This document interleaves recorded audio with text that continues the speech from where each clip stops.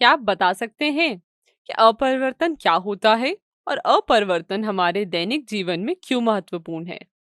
Video को रोकें और इस पर चर्चा करें। जब प्रकाश एक पारदर्शी माध्यम से दूसरे पारदर्शी माध्यम में प्रवेश करता है तो यह अपने पथ से मुड़ जाता है। इसे ही हम अपरिवर्तन कहते हैं। अब देखते हैं कि इसका हमारे दैनिक जीवन में क्या महत्व है। हमारी आंखें अपरिवर्तन घटना पर निर्भर करती है। बिना अपरिवर्तन घटना के हमारी आंखें प्रकाश को रेटिना पर फोकस नहीं कर पाएगी।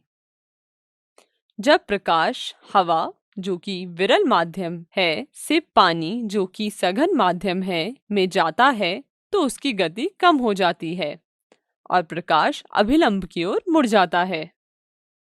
जब प्रकाश और ज्यादा सघन माध्यम में प्रवेश करता है तो यह और ज्यादा अभिलंब की तरफ मुड़ता है। हम कांच की स्लैब से प्रकाश के अपरिवर्तन का अध्ययन पिछली कक्षा में कर चुके हैं। जैसे कि हम जानते हैं कि कांच की स्लैब से निर्गत किरण आपतित किरण के समांतर होती है। अब हम कांच के प्रिज्म से अपरिवर्तन की घटना को समझने की कोशिश करेंगे। क्या आपने कभी कोई कांच का प्रिज्म देखा है? दी गई आकृति कांच के प्रिज्म की है। सबसे पहले हम प्रिज्म की संरचना को समझने की कोशिश करेंगे।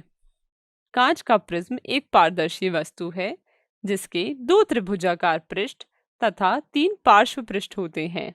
ये पृष्ठ एक दूसरे की ओर झुके हुए होते हैं। दो पार्श्व पृष्ठ के बीच के कोण को प्रिज्म कोण कहते हैं। प्रिज्म की त्रिभुजाकार पृष्ठ को प्रिज्म का मुख्य भाग कहते हैं। यहाँ ABC प्रिज्म का मुख्य भाग है। BC प्रिज्म का आधार है। AB और AC प्रिज्म की अपरिवर्तित पृष्ठ है। अपरिवर्तन की घटना इन पृष्ठों से ही होती है। दो पार्श्व पृष्ठ के बीच के कोण को प्रिज्म कोण कहते हैं।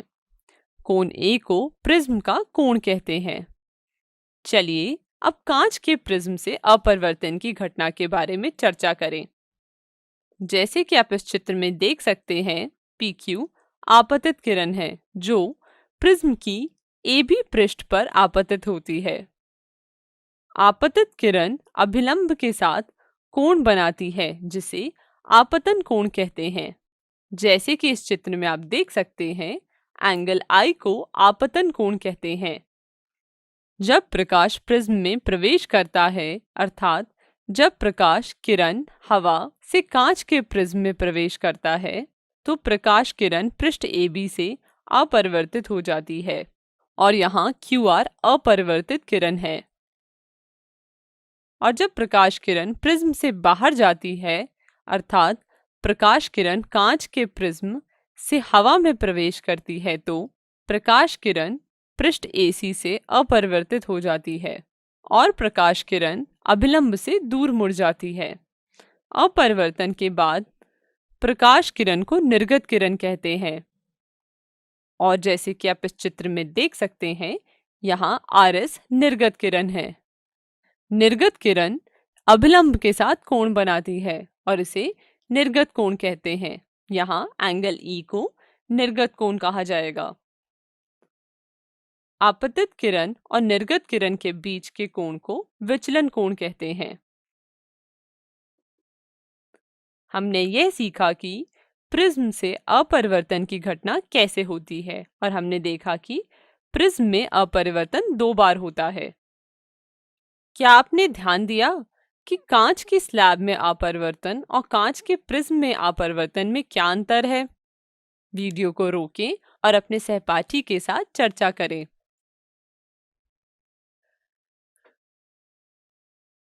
प्रिज्म में आपतित किरण तथा निर्गत किरण एक दूसरे के समांतर नहीं होते हैं, किंतु कांच की स्लैब में आपतित किरण तथा निर्गत किरण एक दूसरे के समांतर होते हैं। चलिए एक बार दोहरा लें कि हमने क्या पढ़ा। हमने पढ़ा कि कांच के प्रिज्म में अपरिवर्तन की घटना कैसे होती है। हमने पढ़ा कि कांच के प्रिज्म में आपतित किरण तथा निर्गत किरण एक दूसरे से समांतर नहीं होते हैं। हमने यह भी पढ़ा कि आपतित किरण और निर्गत किरण के बीच में कोण को विचलन कोण कहते हैं, कृपया इसे अपनी कॉपी में लिख लें।